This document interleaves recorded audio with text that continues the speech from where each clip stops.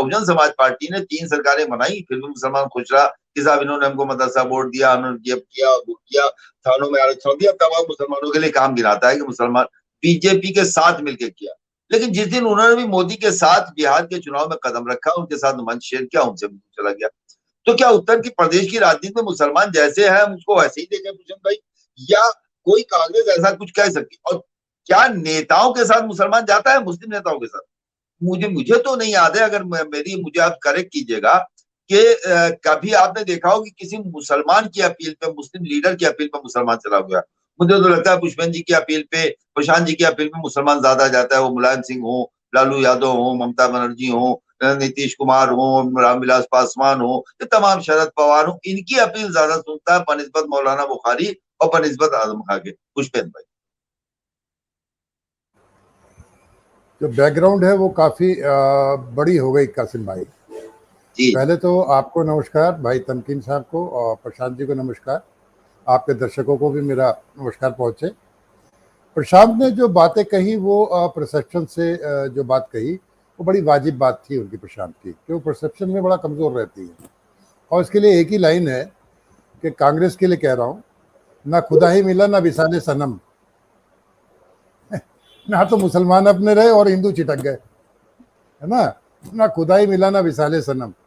जब आप किसी भी नैरेटिव पे स्ट्रांगली स्टैंड नहीं करेंगे कभी भी जीवन में, तो यही होगा।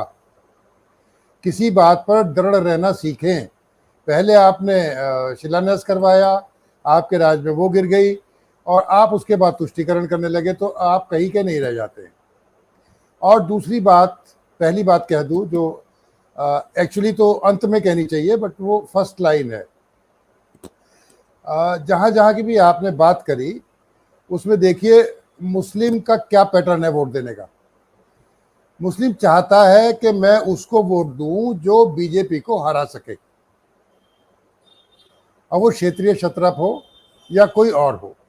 जैसे आपने देवगौड़ा की बात करी, वहाँ ममता बनर्जी हो गई। राजस्थान मध्य प्रदेश की बात छोड़ देते हैं क्योंकि यहाँ पे ज़रा मुस्लिमों की संख्या उतनी प्रभावी नहीं है जितनी जो मतों पर इतना अंतर डाल सके, लेकिन जो भी हैं वो वहाँ पे, क्योंकि उन्हें कांग्रेस दिखती है कि कांग्रेस बीजेपी को हरा सकती है, तो जितने भी मुस्लिम हैं वहाँ पे वो उस तरफ जाते हैं। यूपी में आप देख ही रहे हैं कि जब उन्हें पता है कि भाई कांग्रेस नहीं जीत सकती तो उन्हें चॉइस करनी थी। पहले उन्होंने बसपा पे अपनी पसंद दिखाई, लेकिन जब बसपा से उनका विश्वास डिगा, उन्हें ये लगा कि ये कहीं बीजेपी के साथ तो नहीं है, या गठबंधन तो नहीं कर लेंगी, या कुछ नहीं कर लेंगी। इस तरह का प्रचार भी हुआ और कई बातों से लगा कि वो बीजेपी के खिलाफ बोल नहीं रहे मायावती, तो लोगों का विश्वास उससे हिल गया।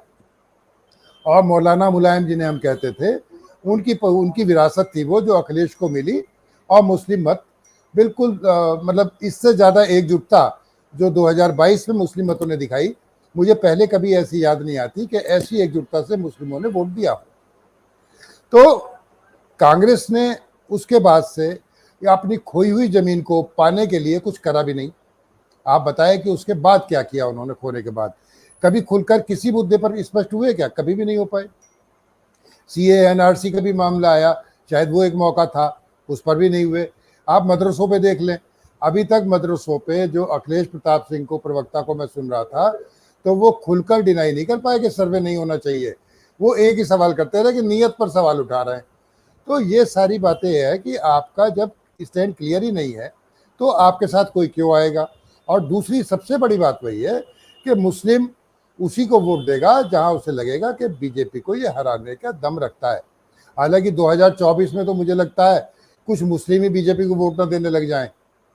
जो हालात चल रहे हैं जैसे पसमानदा में और उसमें बात चल रही है, तो इसमें कोई मतलब चौंकने वाली बात नहीं होगी जब हम 2024 के चुनाव के बाद मीमांसा करें, पोस्टमार्टम करें, तो पता चले साहब मुस्लिम बूथों पे जो है भारतीय जनता पार्टी के खूब मत निकले, जैसे कि अभी 2022 में भी कुछ जगह निकले हैं। तो ये कोई नहीं पता, लेकिन कांग्रेस की बात तो वही रही कि भाई जब आप स्टैंड नहीं लेंगे तो कैसे मजबूत बनेंगे। और जैसे जैसे आप कमज़ोर होंगे और आप थर्ड नंबर पे जाएंगे तो मुस्लिमों की आपकी चॉइस नहीं रह जाएगी, मुस्लिम के लिए आपकी चॉइस खत्म हो जाएगी। वो ये देखेगा कि किसको, बीजेपी को कौन हरा सकता है, उसी पार्टी पर वो जाते हैं। बाकी सारी बातें, एजेंडा, तुष्टिकरण, सारी बातें एक तरफ है। मेन बात वही है कि भारतीय जनता पार्टी को जो हरा पाएगा, मुस्लिम की पहली प्रायोरिटी वही दल होगा। मुझे लगता है बाद में तमकीन साहब बोलेंगे और इससे इत्तेफाक करेंगे। मैं सुनना चाहूंगा तमकीन साहब क्या कहते हैं। मुसलमानों का इंटेलेक्चुअल क्लास, जो बात तमकीन भाई ने पुष्पन भाई से कही, ये बात चर्चा में नहीं आ रही है, लेकिन ये सच है कि बड़ा क्लास इस बात को कहता है कि हम क्यों ना भारतीय जनता पार्टी को वोट दे दें। कांग्रेस बसपा जिस कोशिश में है कि हम इस वोट को ले लें, वहीं मुसलमानों में यह जिक्र चल रहा है कि क्यों ना हम भारतीय जनता पार्टी को वोट दे दें। तो पुष्पेंद्र भाई, ये जो जहां पे पॉइंट, ये बिंदु जहां पे आके ये बात पहुंची है, इसके बाद तो सब राजनीति का परिदृश्य बदल जाएगा, फिर सियासत में कोई माने नहीं होंगे। तो क्या भारतीय जनता पार्टी पर कांग्रेस तुष्टिकरण का आरोप लगाएगी पुष्पेंद्र जी? देखिए, एक तो तमकीन भाई ने नरसिम्हा राव वाली जो थ्योरी दी थी, उससे तो मैं सहमत नहीं हो पाऊंगा। बाकी बातें तमकीन भाई ने बड़े विस्तार से, बड़े अच्छे से बताई। जब बैकग्राउंड की बात की, प्रशांत ने भी कहा जो आज की बात है वो अलग है, और जो परिवर्तन हुए वो तमकीन भाई की भी बात का उनको थोड़ा सा जवाब था कि ये ब्राह्मण दलित क्यों अलग हुए और अन्य पिछड़ी जातियाँ क्यों अलग हुई। तो मंडल कमंडल के दौर ने राजनीति को एक नया स्वरूप दे दिया था। वहाँ से वो भी बदलाव के कारण बने, और बाकी जो नाराज़गी थी मुस्लिमों की वो भी एक कारण बना।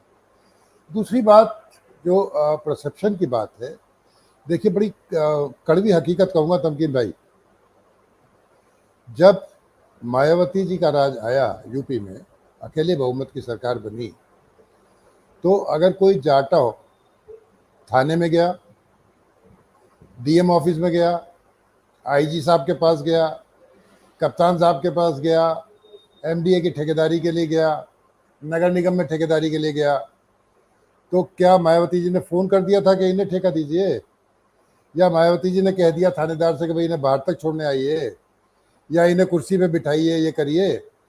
ये एक परसेप्शन होता है भाई। और होता ये था कि दरोगा जी भी और थानेदार साहब बाहर तक छोड़ने जा रहे हैं जाटा भाई को। बदला दौर, अखिलेश जी का दौर आ गया। ये मैंने देखा है, ये देखा है, इसलिए कह रहा हूँ भाई। अखिलेश जी का दौर आ गया तो सारे ठेके यादव भाइयों को मिलने लगे, और मुस्लिम मियाँ जिसके दाढ़ी थी वो थाने में गया तो थानेदार साहब उसे बाहर तक छोड़ने आ रहे हैं।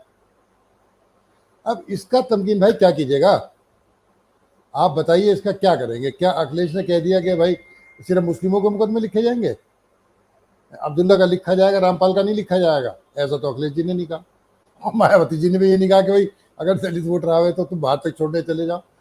ये सारे परसेप्शन होते हैं। तो परसेप्शन की लड़ाई में कांग्रेस कमजोर होती चली गई, और जैसा अब है कि थोड़ी सी देखिए कोशिश करी है, और भारत जोड़ो जो यात्रा का नाम दिया, उसमें तमकीन भाई सबसे बड़ी बात वो नफरत की कर रहे हैं बार बार।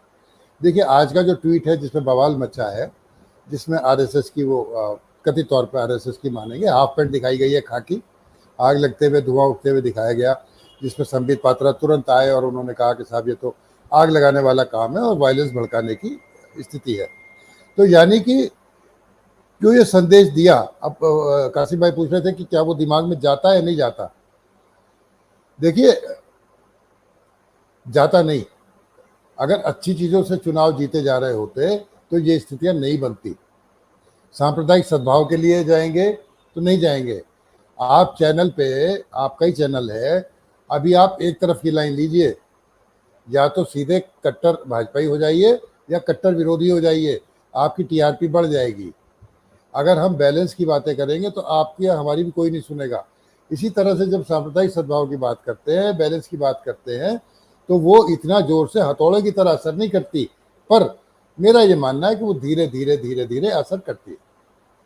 तो जो ये भारत जोड़ो यात्रा के बहाने कांग्रेस ने कोशिश करी है, ये उसी तरफ एक कदम मुझे दिखाई देता है जिसकी आप और हम चर्चा कर रहे हैं। और उसमें कितनी कामयाबी मिलेगी, नहीं मिलेगी, ये तो वक्त के उसमें है, पर कोशिश तो करी है। और बार बार वो ये नारा दे रहे हैं कि नफरत बढ़ रही है, आपस में लोगों में कटुता बढ़ रही है, और एक बंटवारा सा दिखाई देता है। ये उनका आरोप है। कितनी हकीकत है, कितनी नहीं है, आप भी जानते हैं, मैं भी जानता हूँ कि कुछ ना कुछ तो है जिसकी बात होती है। चाहे वो मॉब लिंचिंग की बातें हुई, दूसरी बातें हुई, तब से इन बातों ने आकार लेना शुरू किया। और चाहे वो मदरसों की बात हो, दूसरी बात हो, बार बार जब ऐसी बातें आती है, CAA, NRC, तो अब वो बंटवारा है नहीं है, हर एक का अपना पक्ष है। हम तो जज नहीं होंगे, हम तो हालात पे चर्चा कर रहे हैं।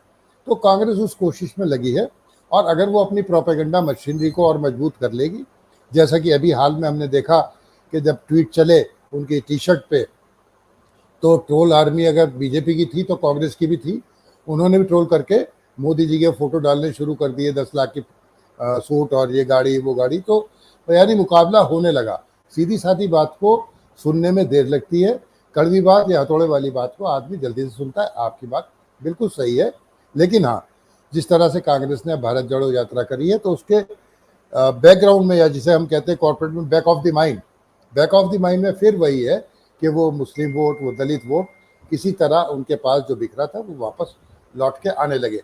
ये तभी होगा, बहुत सारा वोट तब आता है जब उन्हें लगने लगे हाँ जीत सकती है।